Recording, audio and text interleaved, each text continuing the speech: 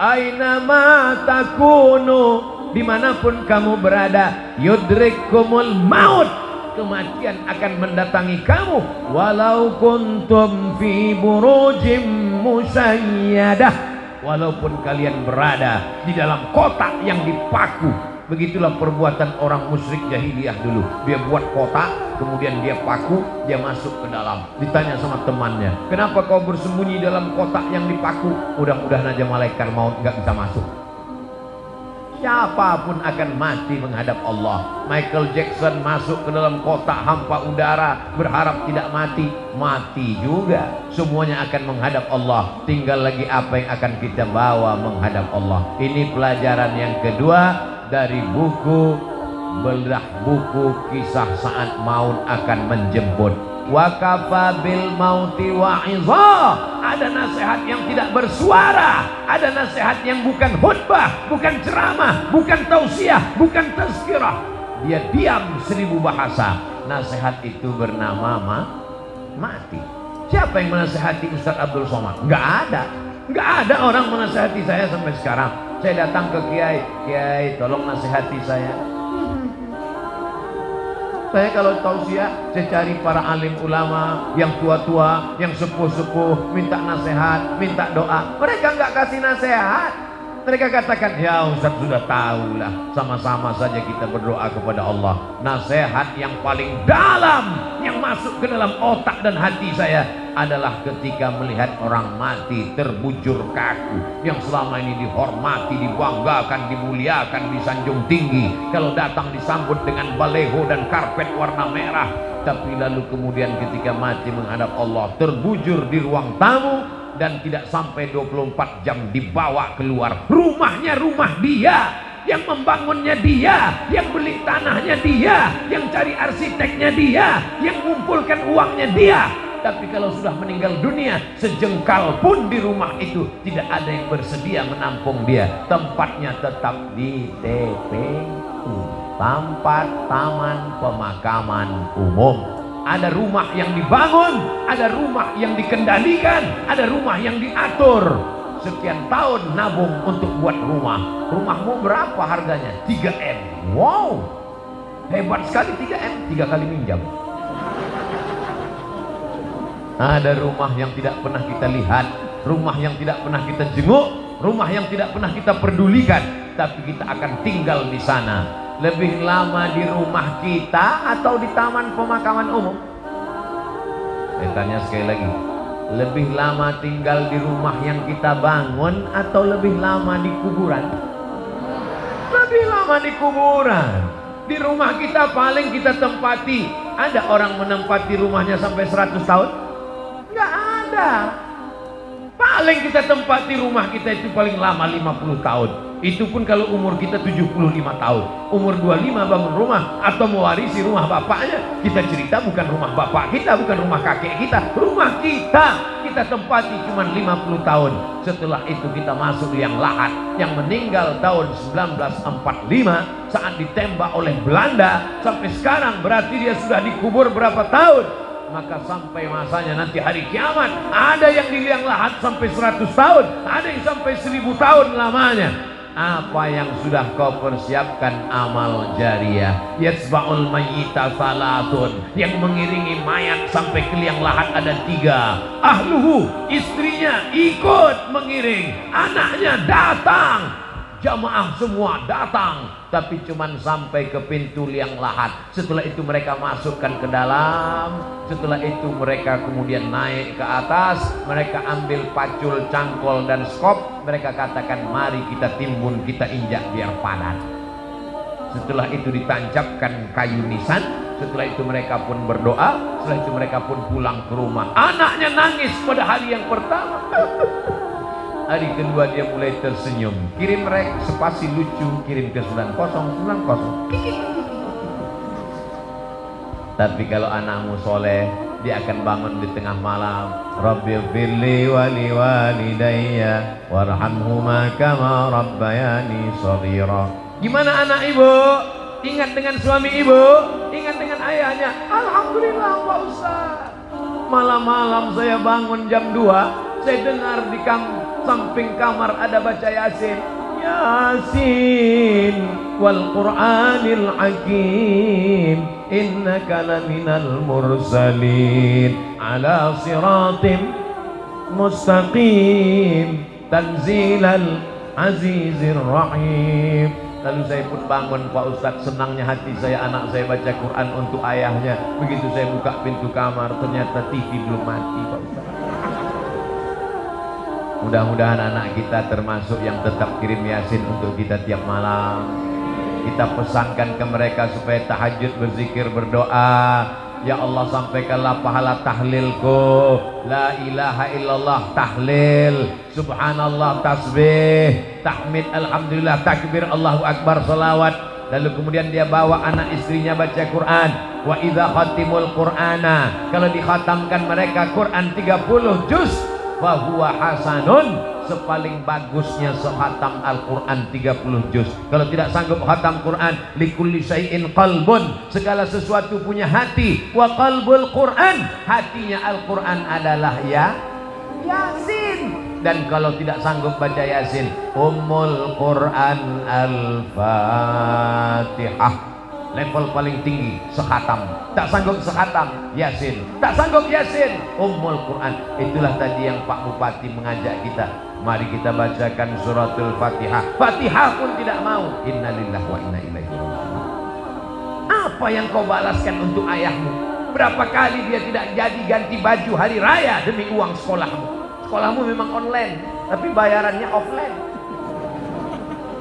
Berapa kali ibumu tidak jadi hari raya buat kue demi untuk sekolahmu, demi untuk air susumu, demi untuk makan minummu. Meregang nyawa dia melahirkan. Andai kau gendong dia dari Bekasi ke kota Makkah, tawaf 7 putaran, sa'i Safa dan Marwah, wukuf di padang Arafah, melontar jumrah, belum tentu dapat menebus sekali teriakannya saat melahirkanmu. Betul Ibu? Ternyata ibu tidak ada yang teriak waktu melahirkan. Kenapa? Dia pingsan di operasi. Lahir. Ustadz, walaupun operasi saya saat itu sakit loh Ustadz. Ustadz kan nggak pernah merasakannya, karena rasaku bukan rasamu Ustadz. Kita tidak pernah tahu bagaimana perasaan mereka perempuan. Ketika hormonnya berlebih di awal-awal kehamilan, dia muntah-muntah. Respon hidungnya sangat tajam. Suami yang dulu kata dia buah hati belayan jiwa, cintaku setengah napasku pergi, baunya minta ampun. Lalu kemudian yang awalnya rahim itu kecil, lalu mulai membesar, sebulan, 2 bulan, 3 bulan. Akhirnya ususnya menjadi kecil, makannya susah, nafasnya terhalang. Lalu kemudian tulang belakangnya mulai melengkung.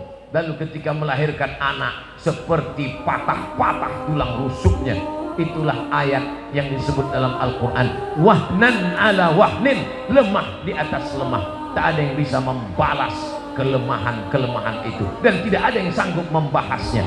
Kalau saya bahas bagaimana lemahnya perempuan saat mengandung, perempuan itu mengandung lemah di atas lemah. Kata ibu-ibu, alah Ustaz kayak pernah aja. Maka kita balaskan. Yang ibunya masih hidup, mudah-mudahan masih sempat berbakti kepada orang tua.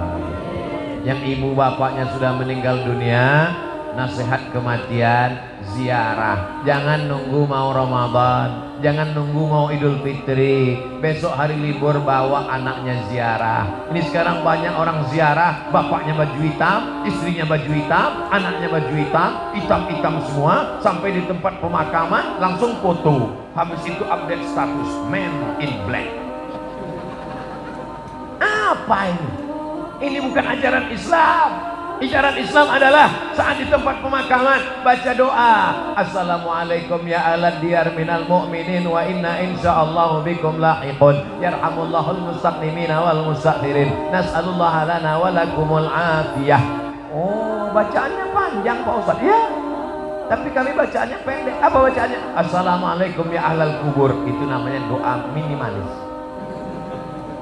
Apalah salahnya cetakkan doa ziarah kubur? Tanya nanti panitia berapa ongkosnya buat baliho besar seperti ini, buat doa ziarah kubur, tempel besar-besar di dekat pemakaman TPU. Assalamualaikum ya ala diyar minal mu'minin wa inna insyaallah bikum lahiqun yarhamullahul mustaqdimin wal mustakhirin nas'alullah lana wa lakumul afiyah. Coblos nomor. Daripada baliho yang gak jelas ujung arahnya, nyangkut ke pokok kayu, diambil Satpol PP, dibakar, mendingan di samping kuburan, mengingatkan orang. Andai pun dia tidak lapuk, maka mengalir sampai hari kiamat. Inilah dia amal-amal kita. Apa saja amal kita yang akan mengalir? Waladun salihun, anak yang soleh, shadaqatun jariyah, itulah uang yang masuk ke dalam kotak-kotak tadi. Beli semen, batu bata, kerikil, atap, tenda, lampu, AC, mihrab, mimbar, kipas angin, itu semua akan mengalir. Siapa yang mewakafkan tanah masjid ini dulu? Siapa yang membangunnya? Siapa yang ngasih semen? Siapa yang ngasih kosen? Siapa yang ngasih kaca? Kita tidak tahu, tapi pahalanya dari mulai tadi petang sampai malam, sampai sholat subuh besok, zuhur, asar, maghrib, isya, subuh, zuhur, asar, maghrib, isya, Ramadan, tarawih, witir, idul fitri, idul adha, hari raya kurban, sampai hari kiamat, mengalir pahalanya ke liang lahat. Mudah-mudahan sebelum mati kita sempat bangun masjid. Masjid apa namanya? Masjid Al-Mustaqim. Siapa yang buat? Pak Kapolsek. Masjid apa namanya? Masjid As-Somad. Siapa yang buat? Ustaz Somad. Sudah ada? Belum lagi. Tapi insya Allah kalau kita berniat sebelum mati mesti ada. Saya diundang ke Jambi, diajak untuk meresmikan masjid. Jalannya jauh, naik mobil. Dalam hati saya, mau dibawa kemana lagi? Begitu sampai, musola kecil. Ya Allah, apa kelebihan musola ini? Apa kelebihannya? Berikut ini mari kita dengarkan kata sambutan dari Bapak Kapolsek. Saya sebagai Kapolsek, kumisnya melintang.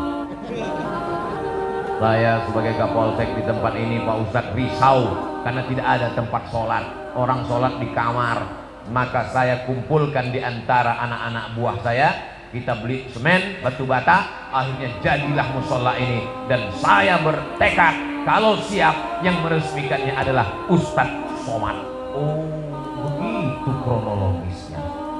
Dan orang tidak berani nolak. Kasih semen, siap. Jadilah musola.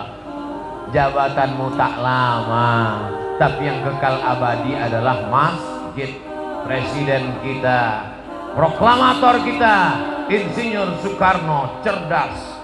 Di saat Indonesia tidak semakmur sekarang, uangnya tidak banyak, baru saja diserang oleh Belanda dan Jepang, dia sempat berpikir untuk membangun masjid terbesar di Asia Tenggara. Itulah dia Masjid Istiqlal. Sampai Presiden Amerika pun masuk ke dalam. Semua orang-orang yang masuk ke dalam Masjid Istiqlal itu kalau masuk berdecak kagum seperti melihat kucing.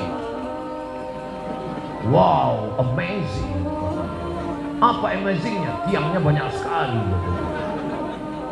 Luar biasa. Sampai sekarang mengalir pahalanya sampai hari kiamat. Berganti lagi zaman. Akhirnya setiap kabupaten, setiap kota di Indonesia ada masjid, punya ciri khas. Punya ciri khas. Apa dia? Bangunannya tidak pakai kubah, tapi pakai atap seperti masjid kerajaan Islam Demak, bangunan Wali Songo. Dan itulah dia sampai sekarang disebut dengan Masjid Muslim Pancasila. Sampai hari kiamat akan mengalir pahalanya. Maka kita pun berpikir, jangan mati sebelum bangun masjid. Saya nggak bisa bangun masjid Pak Ustadz, bangun musola nggak apa-apa. Surau Pak Ustadz, oke. Langgar Pak Ustadz, nggak apa-apa. Orang Jawa dilanggar nggak mati, karena dia berzikir di dalam langgar, dalam surau. Hanya saja surau, langgar dan musola tetap di dalamnya usolli sunatan tahiyatal masjid, karena di sana ada sholat 5 waktu, subuh, zuhur, asar, maghrib, isya. Bedanya cuma nggak ada sholat Jumat. Di masjid kita ini ada, ini surau apa langgar apa musola? Ini masjid. Dari mana Ustaz tahu masjid? Ada mimbarnya, ada sholat Jumat. Di tempat kami ada mimbar Pak Ustaz, tapi nggak ada sholat Jumatnya. Berarti itu mimbar dangdut. Mimbar tempat khotib naik ke atas menyampaikan khutbah, usikum wa nafsi bitaqwallah, aku pesankan kepada kamu, takutlah kepada Allah.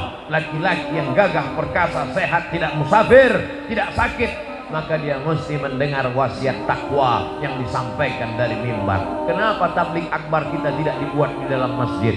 Barulah sadar, karena kalau dibuat dalam masjid tidak muat. Ini masjid nampaknya kekurangan, bukan kekurangan jamaah. Banyak sekarang masjid kekurangan jamaah, tapi di Bekasi masjid kekurangan tempat. Insya Allah panjang umur sehat badan, masjid ini semakin besar insya Allah. Amin. Kalau mau tahu berhasilnya tabligh akbar malam ini, lihat subuh besok. Kalau subuh besok sopnya bertambah, berhasil. Tapi kalau cuman pemain inti yang azan tetap itu, as-salatu khairum minan naum, hancurlah kita. Tapi begitu besok as-salatu khairum minan naumnya luar biasa. As-salatu khairum minan naum. Datang dia ke masjid. Alhamdulillah Pak Ustadz, sejak Ustadz Somad tausiah kemarin, anak saya rajin sholat duha Pak Ustadz. Cuman ada yang mengganggu pikiran saya. Kenapa Bu? Doanya pakai kunut.